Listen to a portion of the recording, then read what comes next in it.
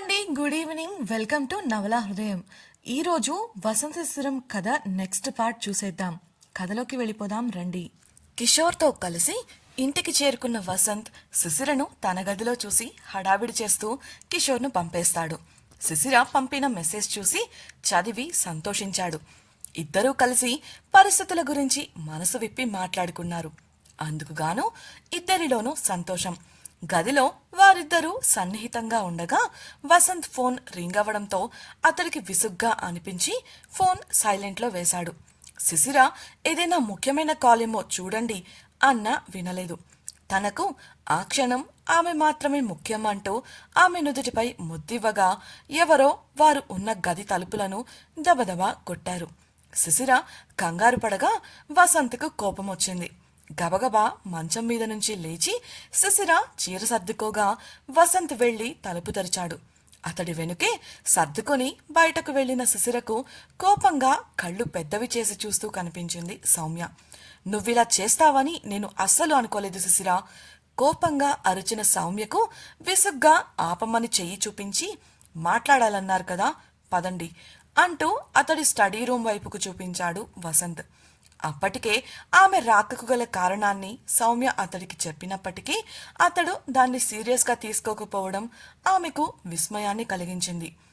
అంత రాత్రివేళ సౌమ్య వచ్చి ఇలా తనతో కోపంగా మాట్లాడటమేమిటో అర్థం కాక అయోమయంగా చూసింది శిశిర.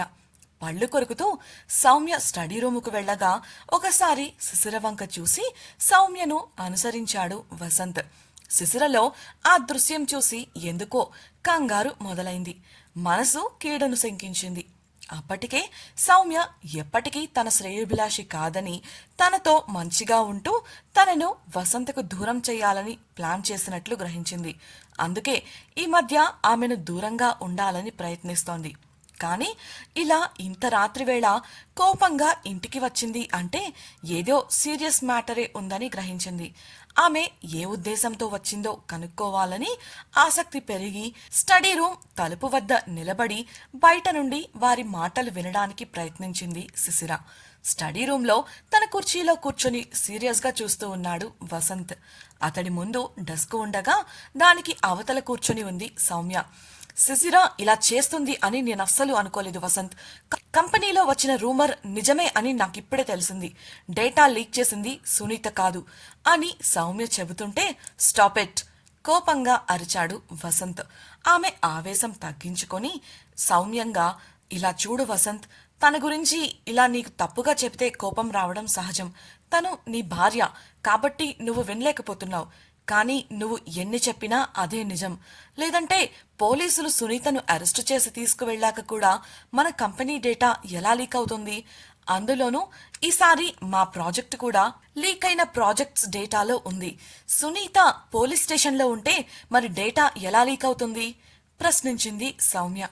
అప్పటికే కంపెనీ డేటా మరోసారి లీక్ అయిందని తెలిసి షాక్లో ఉన్నాడు వసంత్.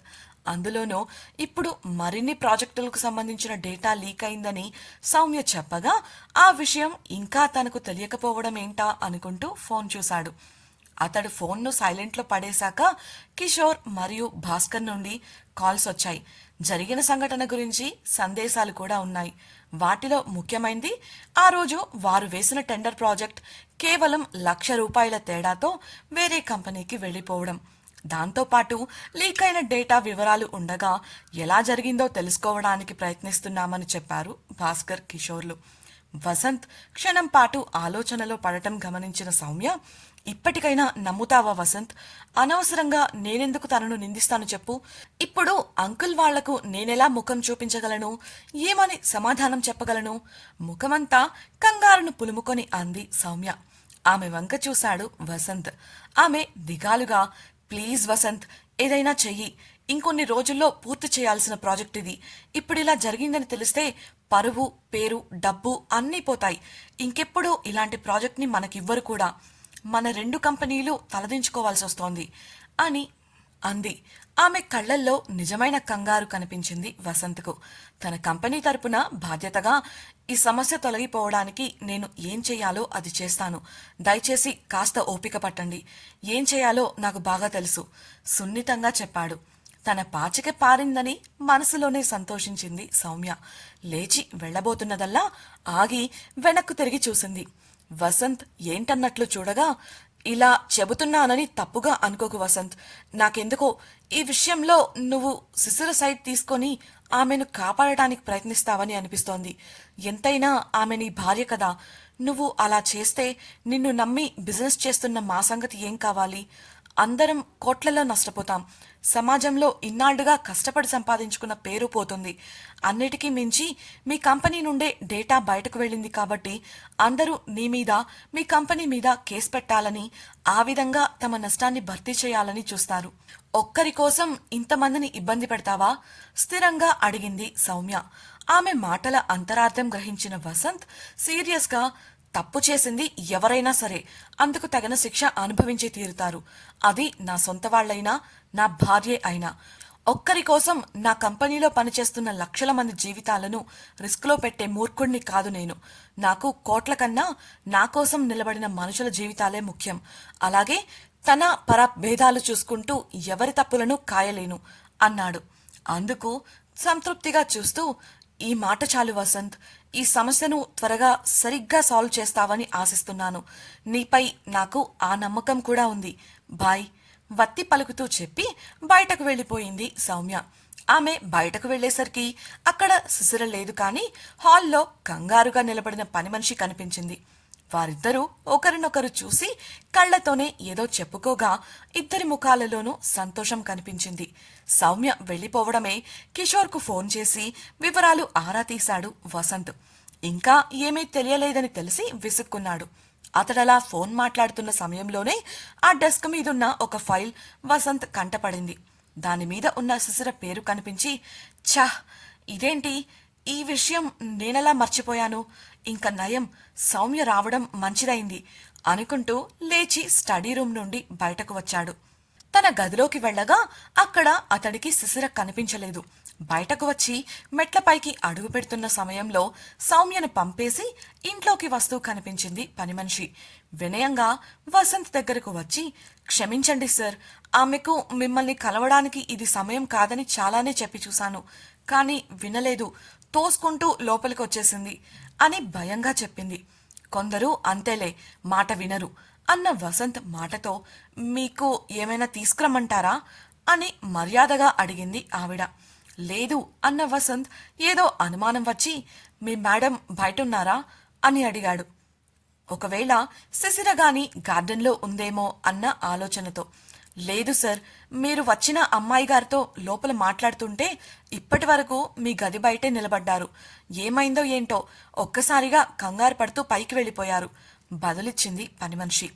ఆలోచనలో పడిన వసంత్ వెనుతిరిగి తన గదికి వెళ్లగా క్రింద నుండే పైనున్న శిశిర గది వంకరగా చూసింది ఆ పని మనిషి. తెల్లవారింది. వసంత్ వ్యాయామం కోసం లేచేసరికి శిశిర కనిపించలేదు. రెడీ అయ్యి టిఫిన్ కు కూర్చోగా నిర్మల వడ్డించడానికి సిద్ధమైంది. అనుమానం వచ్చి శిశిర గురించి నిర్మలను అడగగా, మేడం ఉదయాన్నే వెళ్ళిపోయారు సార్, ఇవాళ వంట పని కూడా నన్నే చూసుకోమని చెప్పారు సార్ అని బదులిచ్చింది. అసలు ఏం జరుగుతోంది? ఆలోచనలో పడ్డాడు Vasanth. Farm house. Uma super market నుండి సామాను తీసుకువచ్చి వంటగదిలో సర్దేసింది. అదే సమయంలో తన గది నుండి టైప్ చేస్తున్నట్లు శబ్దాలు వినపడి ఆసక్తిగా గదిలోకి వెళ్లగా సీరియస్ గా ల్యాప్టాప్ వంక చూస్తూ వేగంగా టైప్ చేస్తూ కనిపించింది శిశిర. నిన్న వసంత్ గారికి దగ్గరవ్వాలని డిసైడ్ అయ్యి ఇంటికెళ్ళింది కదా, లెక్కైతే ఇప్పుడిక్కడికి రానేకూడదు, కానీ వచ్చిందంటే ఏదో తప్పు జరిగింది అని మనసులో అనుకుని నిట్టూర్చి, నిన్నేం చేశావే మహాతల్లి, ఈసారి ఎలా ఆయనకు కోపం తెప్పించావు? శిశిర దగ్గరకు నడుస్తూ వెళ్లి విసుగ్గా అడిగిన ఉమా స్క్రీన్ పై శిశిర చేస్తున్న పనిని చూసి అవాక్కైంది. శిశిరకు ఉమా మాటలేవి వినపడటం లేదు. ఇప్పుడు ఈ పని చేయాల్సిన అవసరం ఏమొచ్చిందే నీకు? మళ్ళీ ఏమైంది? కంగారుగా చూస్తూ శిశిరను కుదిపేస్తూ అడిగింది ఉమా. చెప్పే టైం లేదు ఉమా, నాకొక కాఫీ తీసుకురాపో. పని చేసుకుంటూనే చిరాకుగా ఆర్డర్ వేసింది శిశిర. నిట్టూర్చి వంటగదికి వెళ్లిపోయింది ఉమా. ఉమా కాఫీ తీసుకుని వచ్చేసరికి ల్యాప్టాప్ ఒడిలోనే పెట్టుకుని నీరసంగా మంచంపై వెనక్కు వాలిపోయి కనిపించింది శిశిర. ఏంటి, ఏం దొరకలేదా? పని కాలేదా? కాఫీ అందిస్తూ కంగారుగా అంది ఉమ. శిశిర లేచి కాఫీ తాగుతుంటే ల్యాప్టాప్ స్క్రీన్ వంక చూసింది ఉమ. రిజల్ట్స్ సరిగ్గానే వచ్చింది కదా, నీ సిస్టమ్ హ్యాక్ కాలేదని తెలుస్తూనే ఉంది, ఇంకేంటి అంతా క్లియరే కదా అంది. నా సమస్య కూడా అదే కదా ఉమా, నా ల్యాప్టాప్ హ్యాక్ అయినా బాగుండేది. ఈ సమస్య నుండి తప్పించుకోవడానికి, నన్ను నేను డిఫెండ్ చేసుకోవడానికి సాక్ష్యమైనా ఉండేది, నీరసంగా చెప్పింది శిశిర. సమస్య అన్న ఉమకు రాత్రి సౌమ్య వచ్చి చెప్పిన విషయాన్ని వివరించింది శిశిర. అదేదో వాగుతున్నంత మాత్రాన నువ్వు డేటా లీక్ చేశావంటే వసంత్ గారు ఎలా నమ్ముతారు? సాక్ష్యాలుండాలి కదా విసుగ్గా అంది ఉమ. సాక్ష్యాలు లేకుండా తను అంత సులభంగా నేరుగా అటాక్ చేయదు ఉమా. నాకెందుకో ఇదంతా తన ప్లానే అనిపిస్తోంది. ఖచ్చితంగా ఏదో చేసింది. ఇప్పుడు జరిగిందే కాదు, ఇంతకుముందు సునీత విషయంలో కూడా ఆమె ఇన్వాల్వ్మెంట్ ఉందని నా అనుమానం. లేకపోతే కంపెనీలో ఊడ్చే పనిచేసే వాళ్లకు కూడా తెలిసిన విషయం తనకు తెలియలేదు అనడం ఏంటి? మొదట్నుంచి తను నాటకాలు ఆడుతూనే ఉంది. ఆలోచిస్తూనే సీరియస్గా చూస్తూ చెప్పిన శిశిరను అపనమ్మకంగా చూసింది ఉమ. ఏంటి, ఏమైంది అలా చూస్తున్నావు అడిగిన శిశిర ఉమ చెప్పిన సమాధానానికి పళ్ళు కొరికింది. ఇంతకీ ఉమ ఇచ్చిన సమాధానం ఏంటి? శిశిరనే దోషి అన్నట్లు సౌమ్య సృష్టించబోయే సాక్ష్యాలేంటి? ఈ సమస్యలో శిశిర ఇరుక్కొనుందా? ఆమె ఈ సమస్య నుండి ఎలా బయటపడనుంది? వసంత్ ఏం చేయబోతున్నాడు? అతడు దేని గురించి మర్చిపోయాడు? పని మనిషికి సౌమ్యకు సాయం చేసేంత కోపం శిశిరపై ఎందుకొచ్చింది? తెలుసుకోవాలనుకుంటున్నారా? అయితే ఛానల్ను సబ్స్క్రైబ్ చేసి వసంత శిశిరం నెక్స్ట్ పార్ట్ వినేయండి. అలాగే మీకు ఈ వీడియో నచ్చినట్లయితే లైక్ చేసి మీ సన్నిహితులకు షేర్ చేయండి. మీ అభిప్రాయాలను మాతో పంచుకోవడం కోసం కామెంట్ సెక్షన్లో తెలియజేయగలరు. ఇట్లు మీ నవలా హృదయం team. Thank you for listening.